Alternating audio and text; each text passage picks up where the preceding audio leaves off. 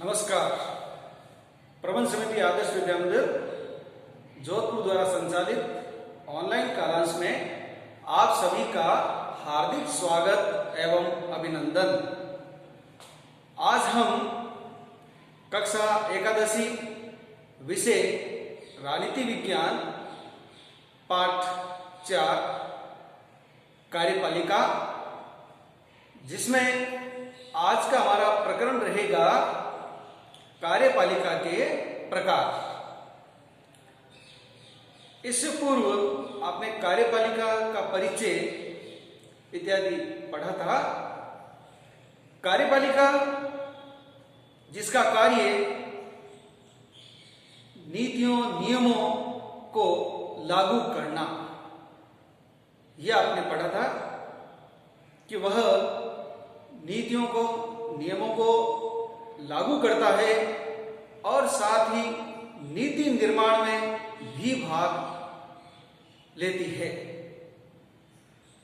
तो कार्यपालिका एक सरकार का प्रमुख अंग होता है, लेकिन ये जो कार्यपालिका होती है सब देशों में समान रूप से नहीं होती, एक प्रकार की नहीं होती।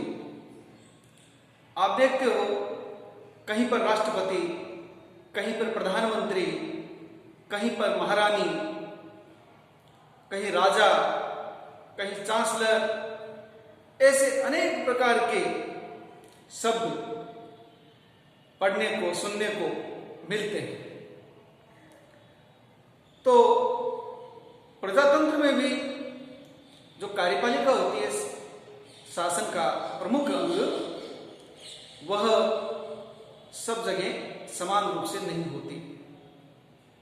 जैसे इंग्लैंड की महारानी व अमेरिका के राष्ट्रपति के कार्यों व शक्तियों में पर्याप्त अंतर होता है, बहुत अंतर होता है। वहीं अमेरिका के राष्ट्रपति, भारत के राष्ट्रपति, दोनों राष्ट्रपति हैं, लेकिन दोनों के कार्यों व शक्तियों में बहुत अंतर होता है। इसी प्रकार इंग्लैंड की महारानी और भूटान का राजा, दोनों में अंतर है। वहीं फ्रांस, भारत, दोनों में प्रधानमंत्री होते हैं, लेकिन दोनों की ही भूमिका में अंतर होता है। तो हम इसके बारे में जानना चाहेंगे कि कार्यपालिका विभिन्न प्रकार की होती है। मुख्यतः इसको दो भागों में बांटा है। सामूहिक नेतृत्व प्रणाली के सिद्धांत पर आधारित कार्यपालिका। तो सामूहिक नेतृत्व सिद्धांत पर आधारित जो कार्यपालिका है, इसमें संसदात्मक, अर्ध अध्यक्षात्मक ये कार्यपालिकाएं आती है। अब संसदात्मक कार्यपालिका में क्या होता है, देखिएगा। संसदात्मक कार्यपालिका में प्रधानमंत्री बहुमत दल का नेता होता है, अर्थात जिस दल का बहुमत होता है उस दल का व्यक्ति या नेता प्रधानमंत्री बनता है। प्रधानमंत्री अपने कार्यों के लिए विधायिका के प्रति जवाबदेह होता है। वह मंत्री परिषद जो उसके कार्यों में सहयोग के लिए होता है, उसका प्रमुख होता है। इसमें शासन जो प्रमुख होता है वो औपचारिक होता है। अगर राजा है तो वह संवैधानिक तंत्र संवैधानिक राजतंत्र की व्यवस्था वाला होता है और औपचारिक शासन प्रमुख होता है। अगर राष्ट्रपति होता है तो संसदीय गणतंत्र की व्यवस्था वाला होता है, औपचारिक शासन प्रमुख होता है। तो संसदात्मक कार्यपालिका के अंदर प्रधानमंत्री बहुमत दल का नेता होता है। उसके कार्यों में सहयोग के लिए मंत्रिपरिषद होती है और इस तरीके से वह कार्य करता है। शासन का औपचारिक प्रमुख, संवैधानिक प्रमुख राष्ट्रपति होता है। उसके कार्य नाम से सारे कार्य होते हैं। तो संसदात्मक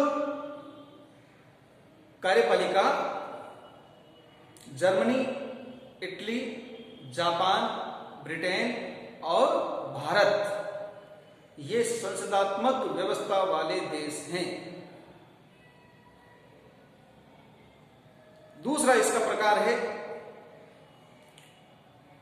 अर्ध अध्यक्षात्मक व्यवस्था।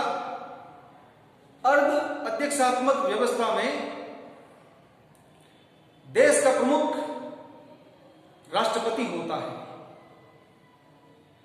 सरकार का प्रमुख प्रधानमंत्री होता है। इस व्यवस्था के अंदर राष्ट्रपति को कुछ मामलों में महत्वपूर्ण शक्तियां प्राप्त होती है, जिनका वो उपयोग कर सकता है।